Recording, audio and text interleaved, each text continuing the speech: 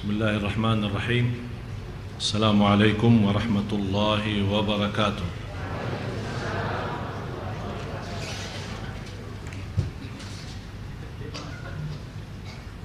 Alhamdulillahi rabbil alamin. Wa ashhadu an la ilaha illallah wahdahu la syarika lah waliyus salihin. Wa ashhadu anna sayyidana wa nabiyyana Muhammadan abdullahi wa rasuluhu as-sadiqul amin. Allahumma salli wa sallim wa barik ala sayyidina Muhammad wa ala alihi wa sahbihi wa man tabi'ahum bi ihsanin ila yaumiddin. Sebelum kita lanjut bahasan kita masih di ciri-ciri hari kiamat, tanda-tanda hari kiamat, dan saya sudah sampaikan semakin banyak, ini sudah masuk tanda-tanda 24. Berarti ini semakin banyak kita bahas, berarti semakin dekat kita memasuki kepada ciri-ciri besar. Dan saya sudah jelasin, kalau sudah masuknya ciri-ciri besar, berarti kita sudah masuk baris merah atau sudah melewati garis merah. Berarti kiamat itu bukan dekat lagi, kita sudah menghadapi kiamat. Kalau sudah muncul ciri-ciri besar. Kita sekarang masih melanjut ciri-ciri kecil atau tanda-tanda kecil.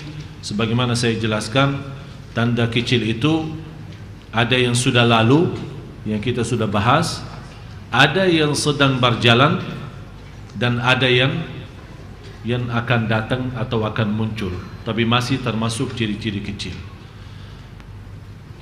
Tujuan kami untuk membahas tema ini supaya kita Bapak Ibu sadar kita sudah di akhir zaman. Jangan berharap banjal lagi, jangan berharap punya impian yang banyak, cita-cita yang banyak. Sekarang cita-cita kita yang semestinya kita sebagai orang muslim, cita kita adalah ridha Allah, cita kita adalah surga Allah, impian kita diterima amal ibadah kita. Jadi sekarang sudah tidak perlu ada cita-cita lagi di dunia ini, karena dunia ini sudah mau habis. Artinya saya tidak bisa berkata mau habis berarti 2 tahun, 3 tahun atau 10 tahun, tidak bisa saya tentukan tahunnya.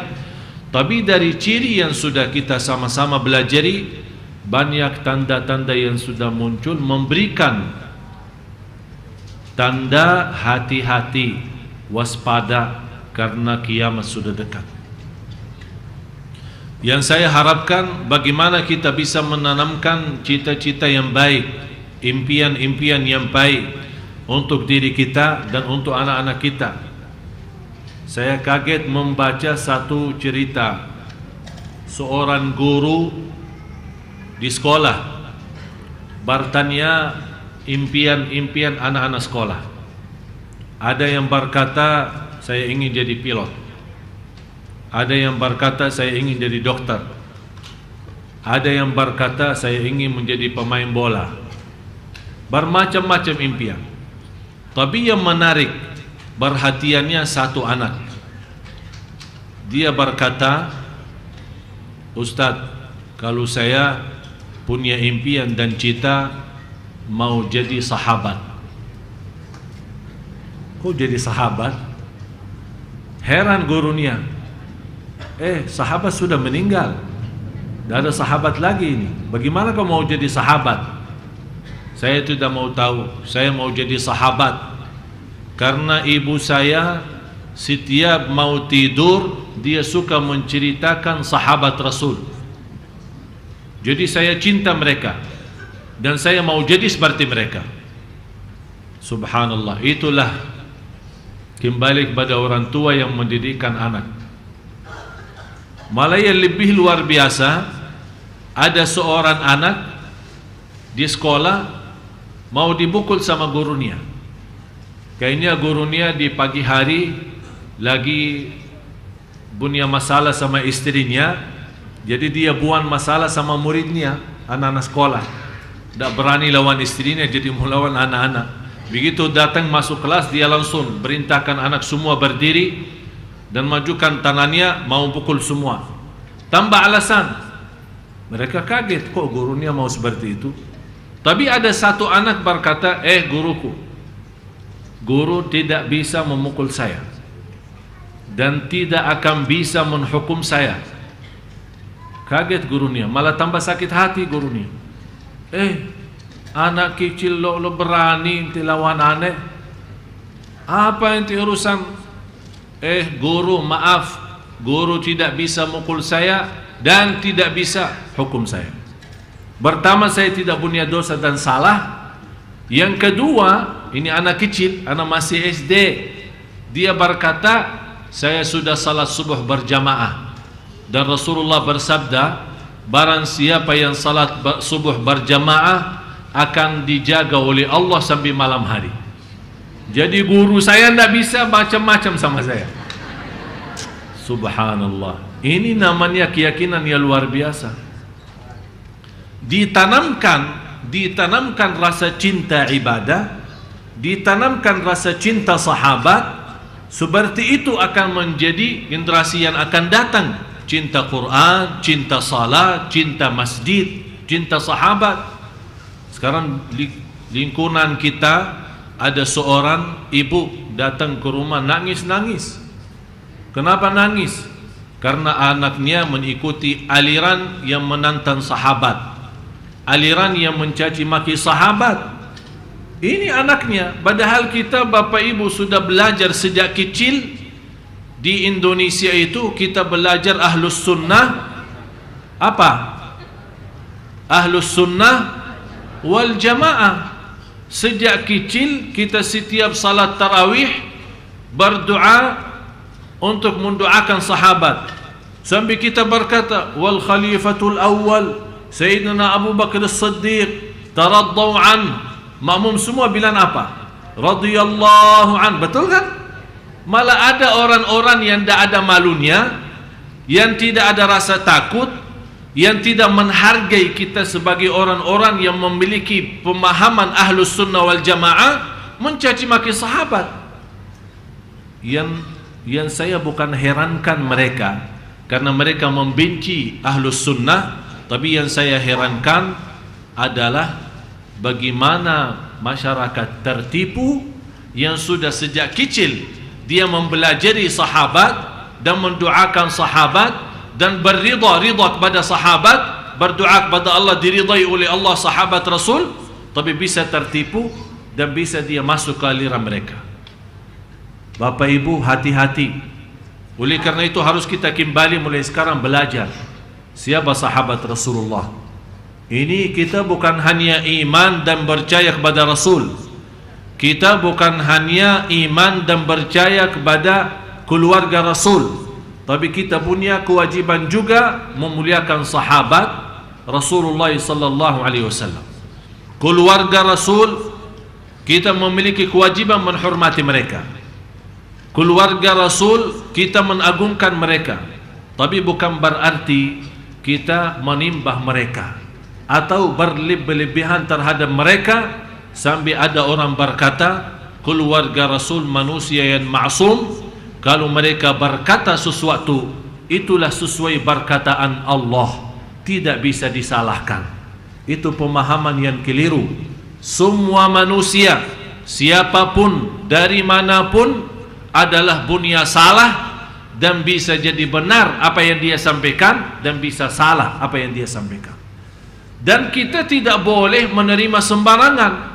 Termasuk saya, kalau menyampaikan sesuatu yang sudah tidak ada tuntunan dari Quran dan hadis, atau sudah dijelaskan oleh ulama yang mu'tabar, ulama yang kita percaya, ulama ahlus sunnah wal jamaah, jangan sembarangan kita terima kalau belum dijelaskan dasarnya. Karena setiap ustaz, setiap orang pendakwah, termasuk saya, bisa benar, bisa salah.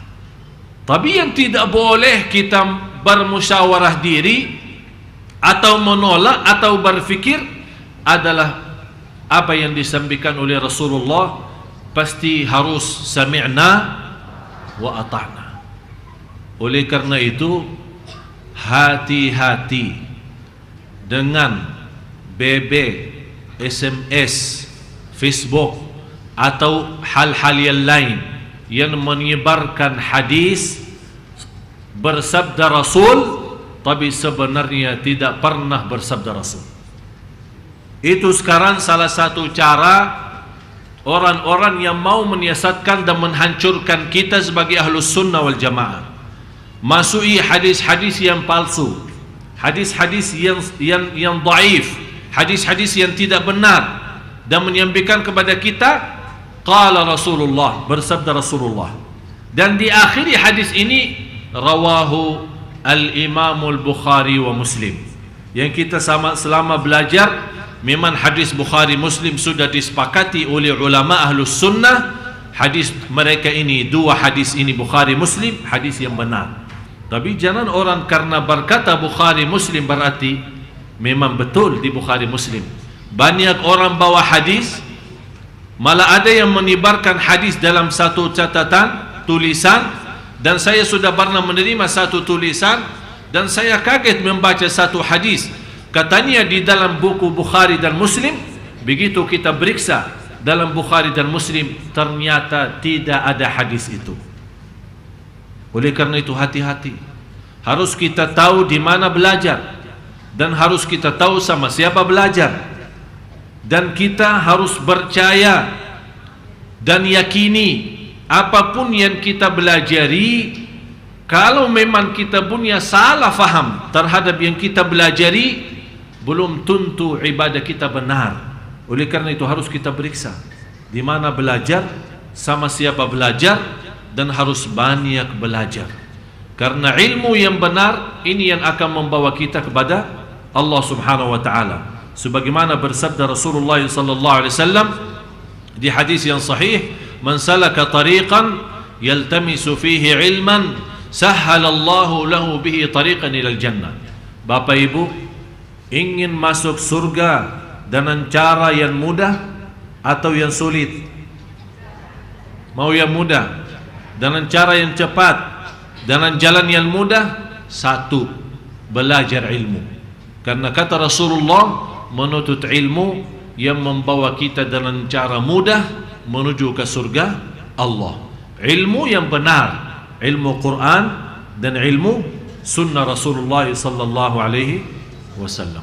Mudah-mudahan Bapak Ibu senantiasa dalam lindungan Allah, senantiasa dijauhkan oleh Allah dari fitnah. Fitnah yang paling bahaya adalah fitnah dalam agama, ditipu kita dalam hal agama, apalagi yang berhubungan dengan sahabat Rasulullah sallallahu alaihi wasallam. Yang terutama Sayyidina Abu Bakar As-Siddiq radhiyallahu anhu, kemudian Sayyidina Umar radhiyallahu anhu, kemudian Sayyidina Uthman radhiyallahu anhu, kemudian Sayyidina Ali radhiyallahu anhu, kemudian sahabat-sahabat yang lain yang sama-sama kita cintai mereka karena Allah Subhanahu wa taala. Dan kita sudah baca dalam Al-Quran, radhiyallahu anhum wa radu'an, Allah telah ridha, Allah telah ridha terhadap sahabat. Bagaimana sahabat itu boleh dilaknati? Allah saja ridha, apalagi orang-orang yang melaknati mereka, na'udzubillah. Malah saya mendapatkan satu catatan doa yang dibacakan oleh sekelompok yang saya heran bisa masyarakat Indonesia tertipu. Apakah dia tidak mengerti apa yang dia baca atau hanya ikut-ikutan? Di dalam bacaan itu ada satu catatan wirid doa macam zikir yang ditetapkan membaca di malam Jumat. Biasa disunnahkan kita baca malam Jumat kan suratul Kahfi, ada yang sebagian baca surat Yasin, ada yang isi bersalawat kepada Nabi Muhammad sallallahu alaihi wasallam. Tapi ini tidak, bukan Kahfi, bukan Yasin, bukan salawat. Malah wirid dan zikir mereka malam Jumat, setiap malam Jumat melaknati Sayyidina Abu Bakar dan Sayyidina Umar, dan menganggap dua orang ini adalah orang munafik. Kira-kira masuk akal enggak? Kalau Sayyidina Abu Bakar orang munafik, kok bisa Rasulullah nikah sama anaknya Siti Aisyah?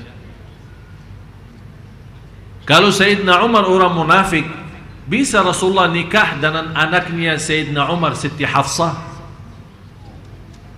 Masa Rasulullah mau berhubungan dengan silaturrahim atau berhubungan dalam rahim satu keluarga dengan orang munafik? Tidak mungkin. Kalau Rasul tidak tahu mereka orang munafik, pasti Allah akan beri tahu. Tapi karena mereka sebaik-baik manusia setelah Nabi dan Rasul, apalagi yang 4 khalifah, Allah berikan kemuliaan yang luar biasa. Malah disibarkan fitnah. Sayyidina Ali bin Abi Talib radhiyallahu an tidak suka dengan Sayyidina Abu Bakar dan Umar. Siapa yang bilang begitu? Malah justru kalau kita kembali kepada anak dan cucu Sayyidina Ali bin Abi Talib, banyak selain Al-Hasan wal Husain, ada yang dinamakan di antara anak dan cucu mereka, ada yang bernama Abu Bakar, ada yang bernama Umar, ada yang bernama Utsman. Malah yang dari wanita, ada yang bernama Khadijah, ada yang bernama Aisyah, ada yang bernama Hafsah dan yang lain-lain. Kalau mereka benar dibenci oleh Sayyidina Ali bin Abi Talib, masa dia mau kasih nama anaknya dan cucunya, memberikan nama orang-orang yang dibencinya? Oleh karena itu, Bapak Ibu kami dan kita semua bersama memiliki kewajiban membela sahabat Rasul, mencintai sahabat Rasul, mendalami sejarah sahabat Rasul, mempelajari banyak perjuangan sahabat Rasul agar tidak mudah tertipu. Inilah salah satu ciri yang kita masuki dan dalami. Banyak ciri-ciri nanti yang akan datang, di antaranya kebodohan kita terhadap agama akhirnya mudah terpecah, mudah tersesat, tanpa kita sadar. Kita harap amal ibadah diterima, malah kita ditolak amal ibadah kita. Kenapa ditolak? Karena kita beribadah dengan cara yang tidak benar. Itu yang dimaksud dalam Al-Quran, waladdallin. Kita setiap hari baca 17 kali dalam salat fardu, ihdinas siratal mustaqim, siratal ladzina an'amta alaihim. Ya Allah, berilah kepada kami petunjuk pada jalan yang lurus. Janganlah ya Allah jalan-jalan orang yang engkau murka. Yang Allah telah murka adalah jalan orang Yahudi. Yang dimaksud orang yang dimurkai Allah, yang punya ilmu tapi tidak mengamalkan, itu orang Yahudi. Orang Yahudi hafal Taurat, orang Yahudi hafal Injil, malah ada sebagian besar dari orang Yahudi hafal Quran. Dan dia tahu Islam itu benar, dia tahu ilmu yang benar, dan dia tahu Nabi Muhammad SAW benar. Wajahadu biha wastaiqanatha anfusuhum zulman wa 'uluwa fanzur kaifa kana 'aqibatul mufsidin. Mereka sombong, dia tahu kebenaran, jalur yang benar, Islam agama yang sempurna, tapi mereka menolak kebenaran itu. Artinya mereka punya ilmu yang benar, tapi dia tidak menjalankan ilmu itu. Karena dosa mereka sangat besar, dapat kemurkaan Allah. Tapi orang yang tersesat siapa? Orang yang tidak punya ilmu tapi semangat ibadah. Seperti siapa? Seperti yang digambarkan Nasara. Kalau kita kembali kepada sejarah, apalagi yang dinamakan Nasara, tokoh-tokoh Nasara itu zaman dulu ya, sekarang saya tidak pernah lihat, tapi zaman dulu orang Nasara, apalagi istilahnya ulama mereka itu punya kelebihan dalam hal ibadah yang luar biasa. Ada namanya rahbaniyah. Rahbaniyah artinya tak boleh dunia, tak boleh bisnis, tak boleh berhubungan, tak boleh nikah, tak boleh makan daging, tak boleh. Banyak dia mengharamkan atas dirinya yang sudah dihalalkan oleh Allah. Demi apa? Demi ibadah katanya. Di Islam hal itu diharamkan. Nikah boleh, makan daging boleh, makan rindang boleh, makan ayam boleh, Padang boleh, Arab boleh, Makassar, semua boleh. Dan Islam tidak mengharamkan. Allah menghalalkan bermacam-macam makanan dan bermacam-macam minuman. Yang diharamkan dibanding yang dihalalkan jauh lebih banyak yang sudah halal. Kalau minuman, khamar, sudah. Kalau khamar jangan, sudah jelas. Malah sekarang manusia, kalau Ustaz boleh minum khamar tapi tidak sampai mabuk dong. Iman khamar haram karena mabuk aja ya. Harus faham ya. Saya kenal satu ibu, tidak perlu saya sebut nama. Tidak tahu saya apakah dia ada di sini. Mudah-mudahan ada, supaya dia tahu diri. Karena dia cerita suka minum, tapi masya Allah tahajud luar biasa, puasa Isnin Kamis rajin, baca Quran apalagi, silaturrahim, dermawan. Tapi kalau pas lagi ini sebabnya gaulan ini, kalau lagi sama kawan-kawannya ini ya, gue lo ini udah habis-habisan, Allah lupa diri. Tapi dia bilang, demi Allah Ustaz, Pak Adi saya sedikit minum tapi tidak sampai mabuk. Begitu saya merasa sudah mau mabuk, astagfirullah. Subhanallah. Fahami satu dasar. Minuman keras, biar orang mabuknya kalau sudah banyak, berarti sedikitnya haram. Kalau banyaknya memabukkan, sedikitnya haram. Sudah jelas? Hati-hati. Inti dari kita sama-sama belajar untuk menuju kepada ibadah yang benar, amal salih yang diterima oleh Allah Subhanahu wa ta'ala. Dan hidup kita di dunia Bapak Ibu hanya sebentar. Ad-dunya sa'a faj'alha ta'ah. Dunia itu hitungannya sangat cepat. Sangat cepat. Oleh karena itu, karena dunia ini sangat cepat, jadikan ini yang cepat ini menjadi taat kepada Allah. Begitu kita sudah habis waktu kita di dunia, insyaallah meninggal dalam keadaan husnul khatimah. Ini yang terkait dengan tema ciri-ciri hari kiamat yang ke-24. Ciri-ciri atau tanda-tanda kiamat ke-24, zaman semakin singkat. Dari Abu Hurairah radhiyallahu anhu menuturkan, Rasulullah sallallahu alaihi wasallam bersabda, tidak akan terjadi hari kiamat hingga zaman semakin singkat. Maka jadilah setahun bagaikan sebulan, sebulan bagaikan sepekan, sepekan bagaikan sehari, sehari bagaikan sejam, dan sejam bagaikan seperti terbakarnya pelepah pohon kurma. Hadis riwayat Imam Ahmad. Subhanallah, memang terasa. Terasa enggak? Sudah faham hadis ini? Ingat, Bapak Ibu ingat pertama saya jadi imam tarawih di sini? 2008, bulan Ramadan kan? Rasanya sudah lama tuh, kayaknya baru kemarin.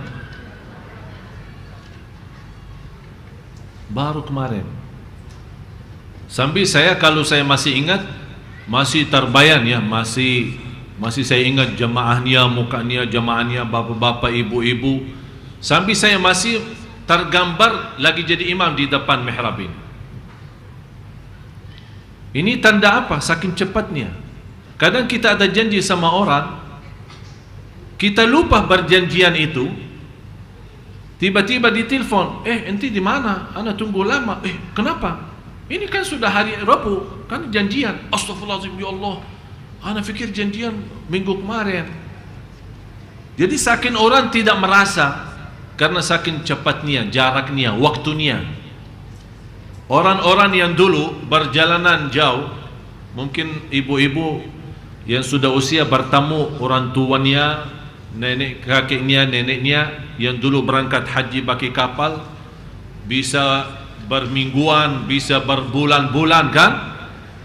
Menurut saya orang dulu kalau bikin acara keselamatan, fantas acara keselamatan dulu, karena orang yang berangkat belum tentu pulang, saking jauhnya. Sekarang ini termasuk juga salah satu ciri, yang dulu berjalanan bisa berbulan-bulan, sekarang hanya bisa berjam-jam. Ini juga termasuk ciri-ciri hari kiamat. Disingkatkan waktu, cepat. Malah belum kita kenyang tidur, sudah dibangunin, sudah sampai Makkah ini. Subhanallah.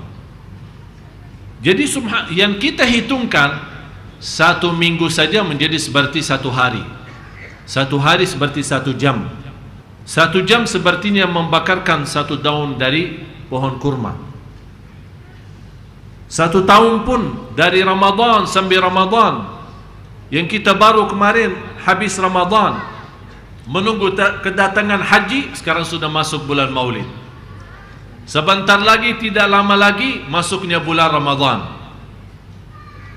Saya waktu bertelefon mengundang Imam Masjid Kuba, saya fikiran untuk bersiap masih lama lah.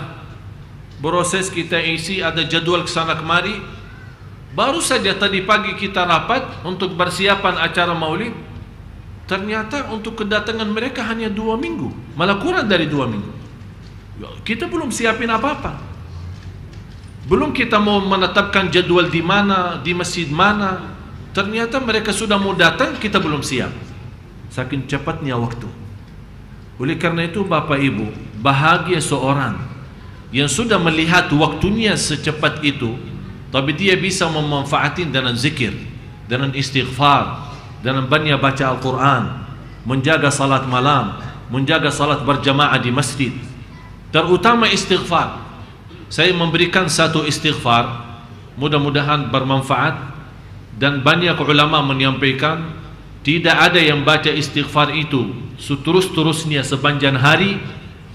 Setiap kesusahan Allah berikan kemudahan, dan setiap kesempitan akan Allah bukakan pintu rizki seluas-luasnya. Astaghfirullah alladzi la ilaha illa huwal hayyul qayyum wa atubu ilaih. Saya ulang lagi. Astaghfirullah alladzi la ilaha illa huwal hayyul qayyum wa atubu ilaih. Istighfar dengan cara ini bukan hanya mengampuni dosa,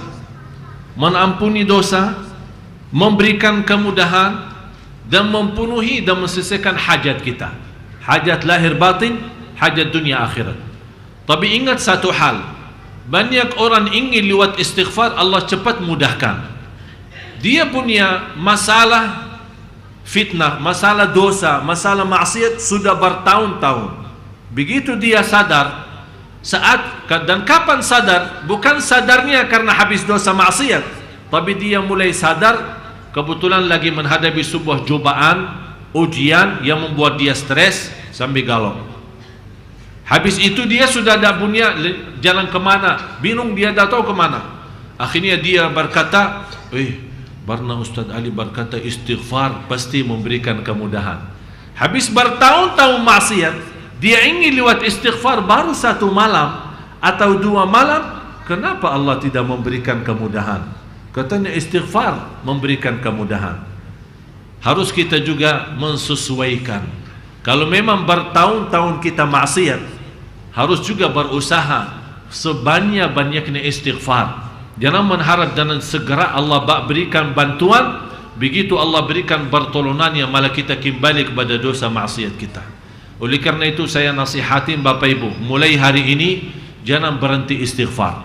Anda di jalan, Anda di mobil, Anda jalan kaki, naik bis, motor, kemana saja Anda pergi, dalam keadaan wudu, tidak, dalam keadaan suci maupun halangan, dimanapun berada, dalam keadaan apapun, silahkan berbanyak istighfar. Astaghfirullah alladzi la ilaha illa huwal hayyul qayyum wa atubu ilaih.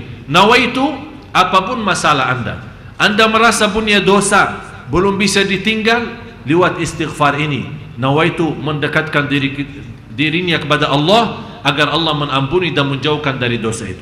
Anda punya masalah sama suami, Anda punya masalah sama istri, Anda punya masalah sama anak, Anda punya masalah sama siapapun, tetangga, atau ada seorang yang pernah kita pinjamin belum dia lunaskan, lewat berbanyak istighfar akan Allah berikan kemudahan.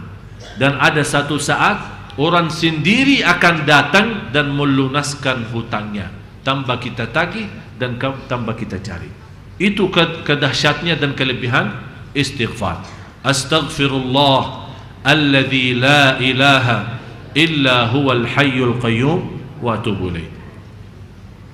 Yang selanjutnya 25.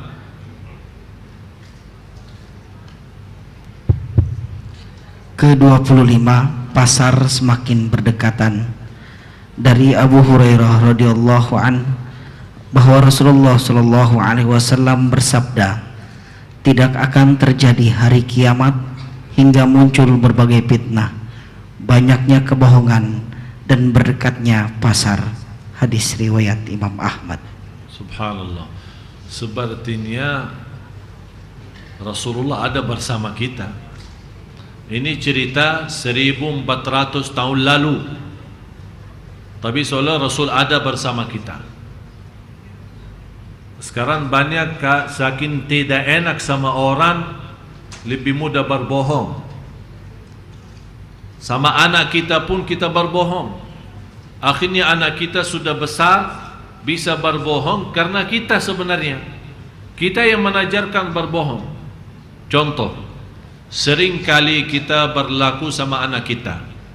Kita menjanjikan sesuatu, kalau enti bagus salatnya, enti bagus belajar ngaji, atau enti lulus sekolah, saya akan belikan sepeda.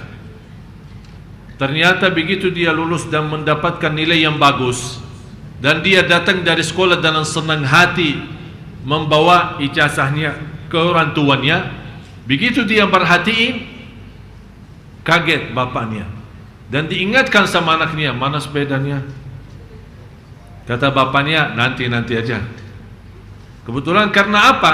Karena lagi tidak punya uang, tidak punya duit untuk beliin sepeda, tapi dia sudah terlanjur janji. Karena tidak menepati janji, apa yang terjadi? Dia sudah punya dosa bohong dan titik hitam di atas hati anaknya. Lama-lama titik, fantas anak kita bisa bohong. Malah kita marah, dari mana lu bisa bohong? Kalau dia bisa jujur anak itu dari ente, udah selesai. Memang orang tua yang ajari. Dia bukan masuk sebuah sekolah yang memberikan kursus bohong, tapi karena orang tuanya seperti itu. Contoh, anak kecil, kita suka kalau namanya anak, apalagi kadang-kadang orang punya anak tidak bisa diam ya, kusana kemari, sampai kita merasa nakal anak kita ini. Supaya dia diam, atau ada kawan datang ke rumah, kita ingin orang itu, anak kita datang supaya bisa salaman sama teman kita, kita tutupi tangan kita. Sini. Dia sebagai anak kecil umur 2 tahun, 3 tahun, kalau dimainkan seperti ini, dia fikir ada sesuatu yang mau diberikan. Apakah itu coklat, apakah itu permen, atau begitu dia datang jauh-jauh, tidak ada. Betul enggak? Itu sering.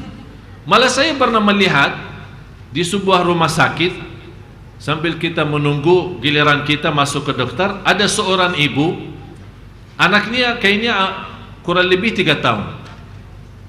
Masih tidak bisa diam kan, anak sana kemari. Tapi dia melihat ibunya makan permen karet, terus dia minta dikasih sama ibunya.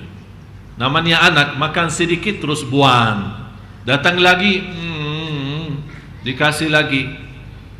Sampai 3 kali. Datang yang ketiga, tidak boleh sayang, nanti sakit gigi. Apa dia? Jangan anak itu pintar, biarpun masih belum mengerti, tapi pintar. Langsung dia tunjukkan kepada mulut ibunya, mama. Artinya apa? Mama lagi juga makan. Kok bilang sama anaknya sakit gigi terus mama yang makan? Ini menanamkan sesuatu bertentangan dalam hati anak kita. Katanya tidak boleh, tapi mama makan. Hal ini sebenarnya harus dijaga. Dan insya Allah pertemuan yang akan datang, saya menyampaikan, kalau tidak salah hari Minggu tanggal 3 awal bulan ya, hari Minggu tanggal 3, insya Allah mudah-mudahan saya tidak lupa,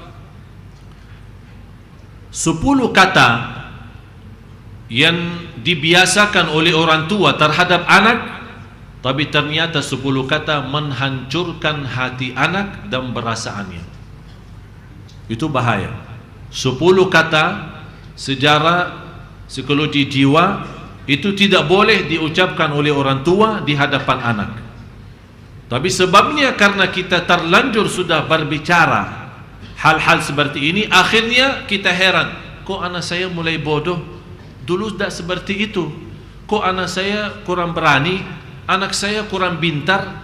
Padahal dulu Masya Allah luar biasa. Ada apa? Tapi ternyata berubah dari pintar menjadi tidak pintar, berubah dari berani menjadi takut dan malu. Itu sebabnya ada 10 kata yang kita telah ucapkan sampai terhancur perasaan berani, terhancur perasaan jiwa, dan kemudian perasaan hatinya. Akhirnya menjadi kecil hati dan tidak bisa berikan apa-apa. Bagaimanapun ke depan kita berusaha, bukan sudah terlanjur, tapi kita memerlu waktu yang lebih panjang lagi supaya bisa menghapuskan 10 kata dulu, baru menggantikan dengan kata-kata yang positif. Ini salah satu ciri berbanyak fitnah. Sekarang dalam rumah tangga kita fitnah, di antara sahabat dan kawan-kawan fitnah, dalam usaha kita fitnah, dalam agama kita banyak fitnah, bermacam-macam. Di luar itu kebohongan di mana-mana.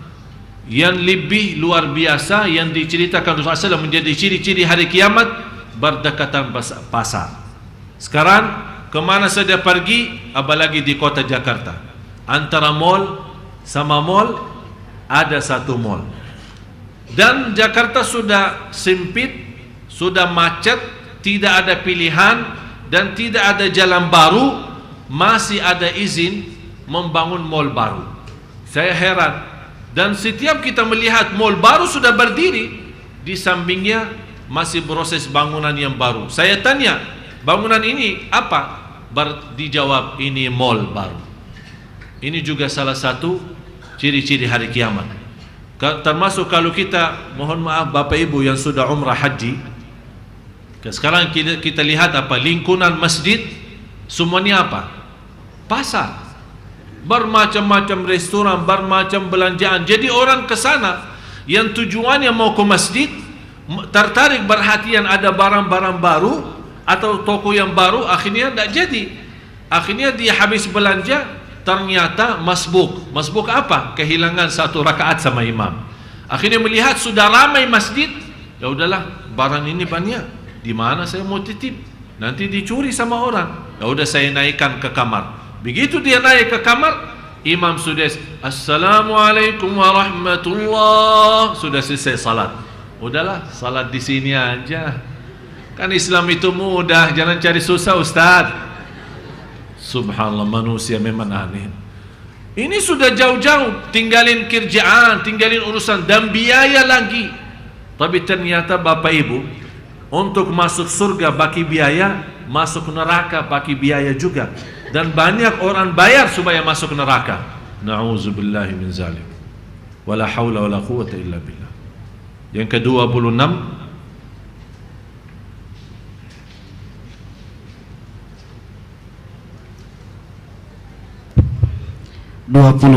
fenomena kemusyrikan pada umat ini. Diriwayatkan oleh Abu Daud dan Imam Tirmizi dari Syauban radhiyallahu anhu menuturkan, Rasulullah sallallahu alaihi wasallam bersabda, jika pada umatku pedang telah diletakkan, maka ia tidak akan pernah diangkat darinya sampai hari kiamat, dan tidak akan terjadi hari kiamat hingga beberapa kabilah dari umatku mengikuti kaum musyrikin dan beberapa kabilah dari umatku menyembah berhala.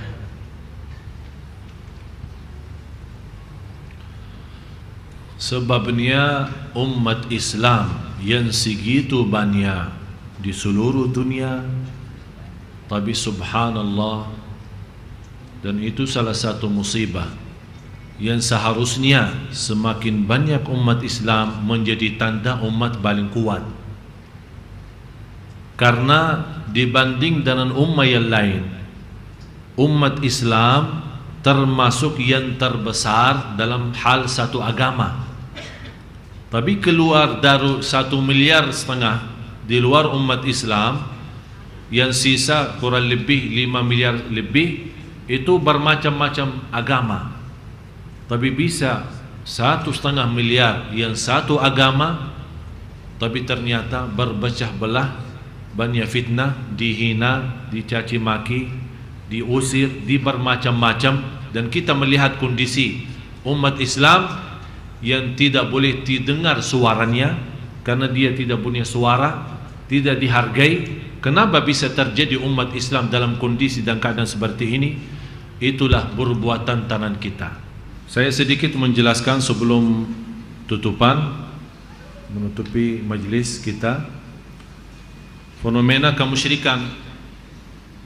Yang dimaksud di sini fenomena kemusyrikan itu bukan orang musyrik menyembah selain Allah, tapi orang muslim menyembah selain Allah Subhanahu wa taala. Yang kita lihat sekarang, banyak orang-orang masih memiliki keyakinan kepada selain Allah. Saat dia mempunyai masalah, supaya lebih cepat dimudahkan, dia pergi ke tukang dukun. Dalam pemilu saja, banyak orang-orang yang masuk dunia politik supaya terpilih atau bisa menjadi orang yang menang dalam pemilu atau sukses, dia mandi ke tukang dukun. Tidak tahu dia mandi junub atau mandi apa, saya tidak ngerti. Tapi yang jelas mandi supaya bisa sukses. Kemudian di luar itu disuruh bermacam-macam, malah dia turutin, menurunkan. Kalau kita berkata, Pak, supaya Bapak sukses, daripada pergi ke dukun dan membayar ratusan juta atau puluhan juta, lebih baik disedekahin, bikin acara bermanfaat untuk anak yatim dan miskin, dengan doa dan ikhlasnya Allah berikan kemudahan. Sekarang di luar itu sesajen, tahu sesajen?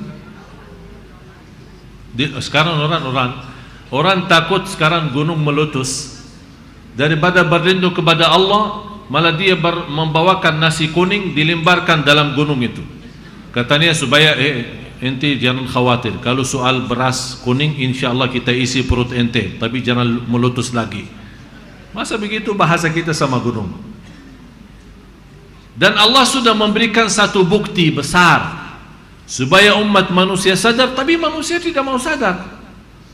Peristiwa yang terjadi di Jogja, meletus gunung itu kan, Merapi ya. Ibu, apa yang terjadi dalam juru kunci gunung Merapi?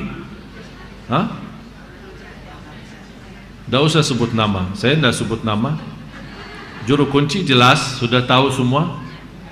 Tapi ini sebuah tanda agar manusia sadar.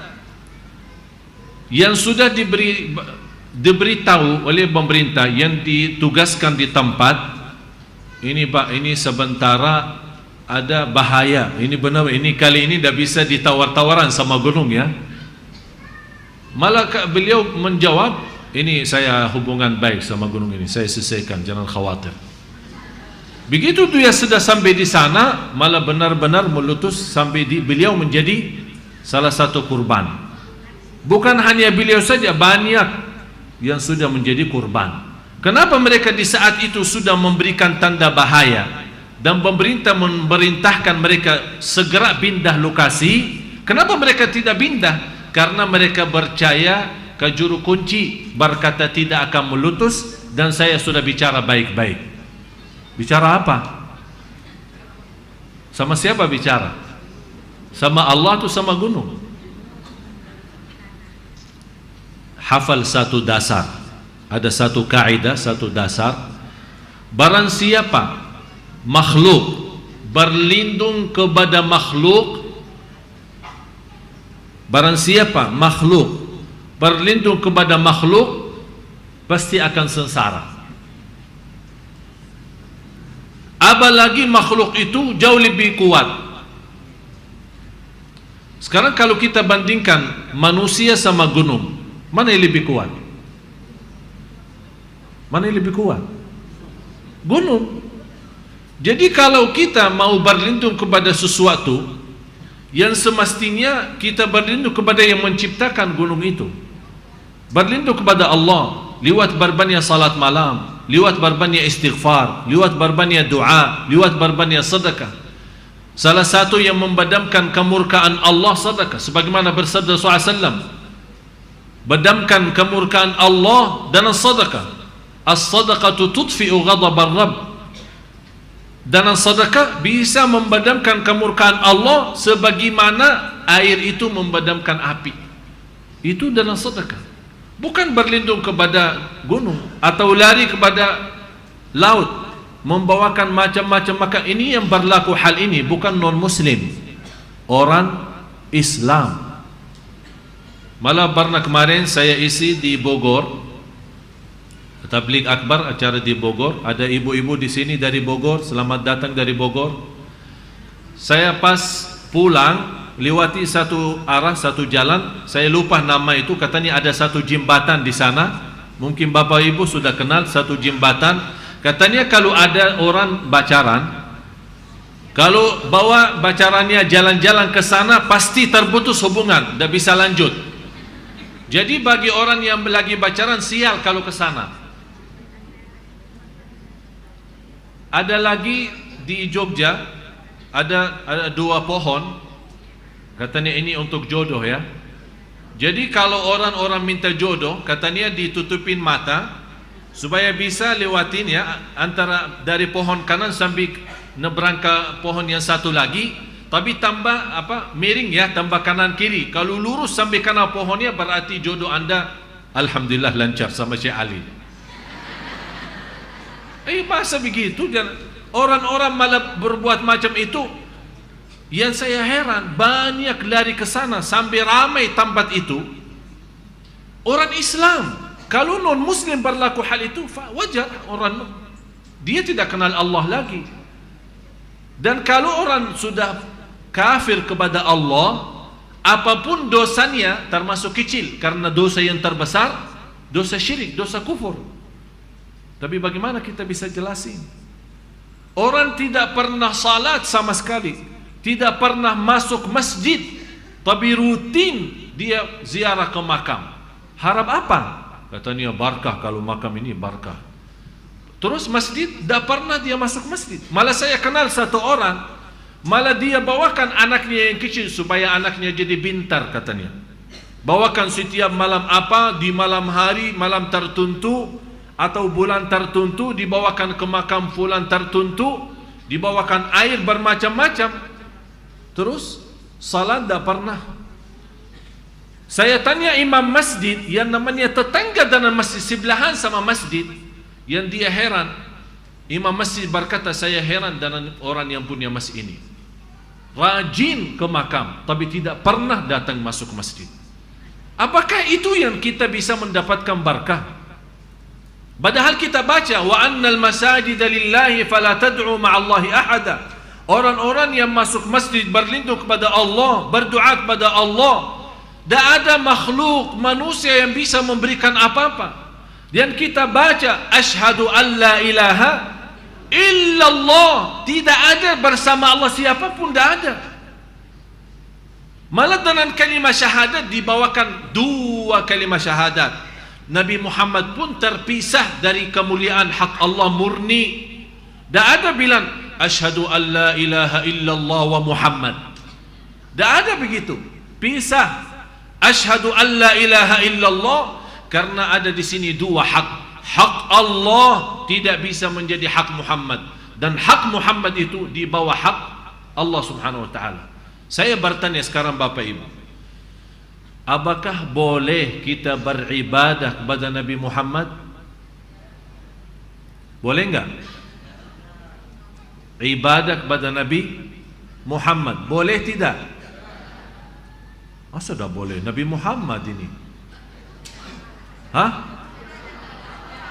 ibadah kepada, berarti kata ibadah murni hak Allah. Qul inna salati wa nusuki wa mahyaya wa mamati li Rasulillah. Tidak boleh. murni lillahi rabbil alamin, la syarika lahu. Pertanyaan yang kedua, taat kepada Rasul boleh enggak? Boleh kan? Berarti taat kepada Rasul membawa kita taat kepada Allah. Tapi kalau kata ibadah, ibadah kepada Allah bukan ibadah kepada Rasul. Tapi taat kita kepada Rasul menjadi ibadah kepada Allah. Faham enggak? Pertanyaan yang ketiga, doa itu ibadah atau taat? Hah? Doa itu ibadah atau taat? Ibadah. Sekarang kembali lagi, berarti ibadah murni hak Allah. Terus kalau saya berdoa, ya Rasulullah, selamatkan aku dari neraka Jahannam, boleh enggak? Ya kan Rasul seorang mulia, Rasul yang paling suci, Rasul yang teragung, yang paling disayangi, dicintai Allah. Kenapa dah aja minta tolong dia? Boleh enggak? Ya Rasulullah, sudah lama nikah, belum sampai sekarang belum punya keturunan, tolong dong, satu anak laki, satu perempuan, itu aja. Tolong ya Rasulullah, boleh?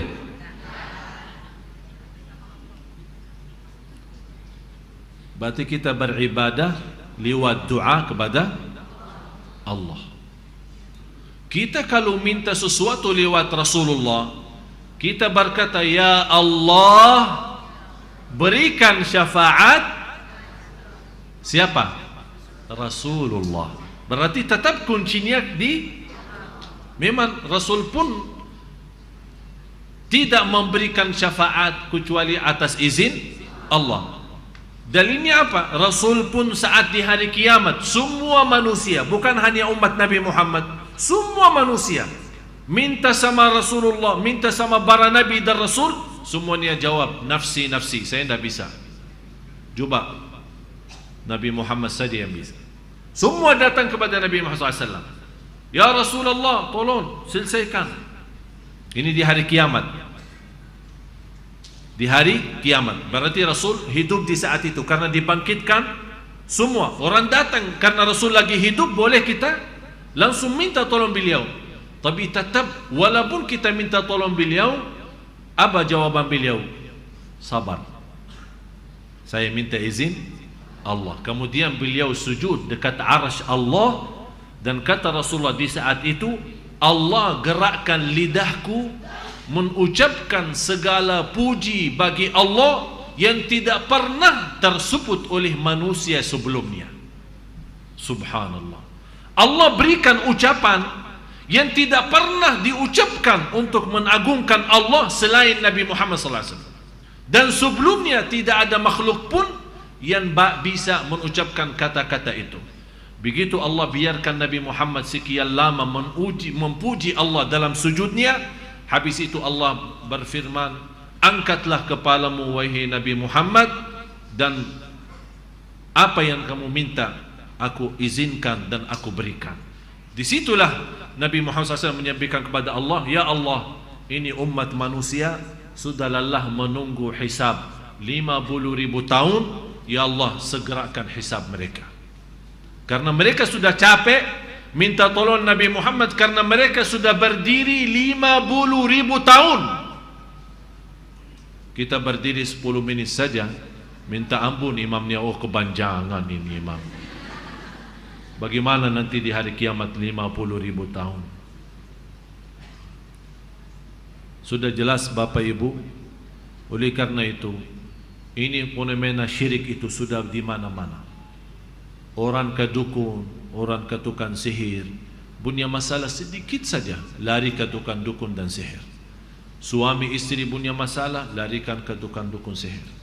Anak pun lagi sakit, dia tidak bisa, katanya sejarah medis, sudah berobat ke sana sini, sejarah medis angkat tangan, larinya kepada, katanya ini barangkali ada gangguan halus, ada gangguan apa macam-macam, yang bisa bantu adalah tukang dukun. Dilarikan, ternyata harga iman kita murah sekali. Begitu sekali pergi ke tukang dukun, kita jual iman kita kepada Allah Subhanahu wa taala. Begitu pulang, Allah tidak menerima salat kita, walaupun salat tahajud dan salat yang lain-lain, karena kita sudah melanggar aturan Allah dan tidak menghadapi cubaan dengan sabar dan kembali berdoa kepada Allah.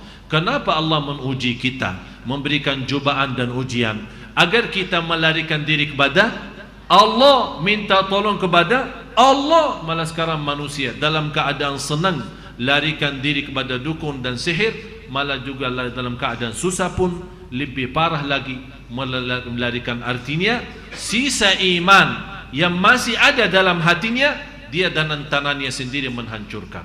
Sekarang mudah sekali, tidak perlu datangi mereka, mencari tukang dukun dan sihir kemana saja. Barangkali bisa salah alamat atau tempat mereka jauh. Sekarang bisa di tempat kita masing-masing lewat SMS. Tinggal hanya kirimkan nama spasi tanggal lahir rek 9888, insyaallah akan mampu merubah nasib anda. Kalau memang mampu merubah nasib anda orang lain, kenapa tidak merubah nasib dirinya sendiri saja? Cuman karena mohon maaf, mudah kita ditipu, mudah dibodohkan, dan mudah dimanfaatin kita supaya mereka jadi kaya dan kita bertambah.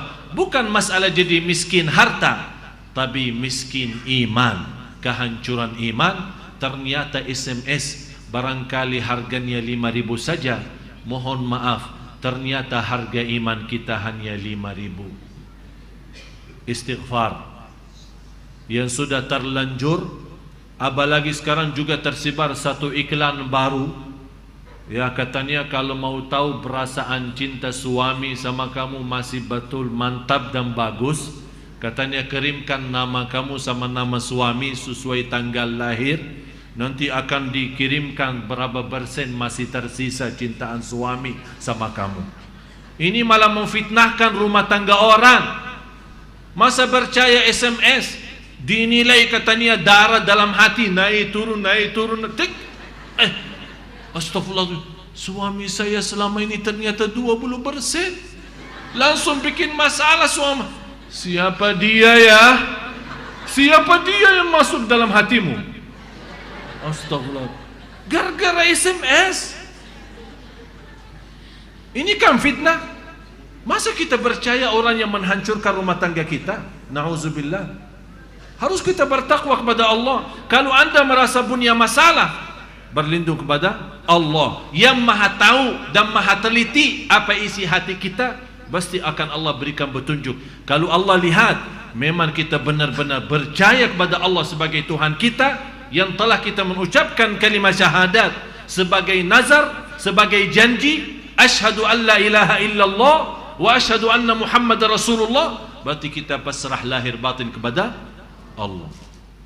Saya akhiri ada satu cerita. Seorang suami, istrinya lagi marah sama suaminya. Marah, ngamuk, terus sedih. Suaminya pulang ke rumah melihat muka istrinya seperti itu.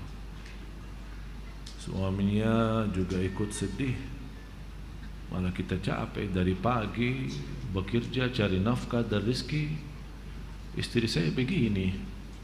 Ada apa sih lagi ini? Siapa yang laporin dia sampai begini rasanya? Terus dia mau menghiburkan istrinya, tambah menyakiti perasaannya.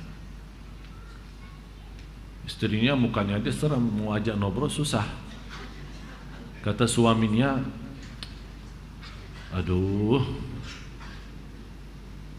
yang paling aku sayangi dan yang tercantik di dunia ini nomor 2 adalah kamu. Tambah marah lagi. Emang yang pertama siapa? Kamu juga pas lagi senyum. Langsung senyum istrinya. Selesai masalah. Oleh karena itu bapak-bapak kalau pulang ke rumah melihat istrinya seperti itu, bicara seperti itulah. Saya sudah ini istri saya, sudah pernah ngomong sama dia.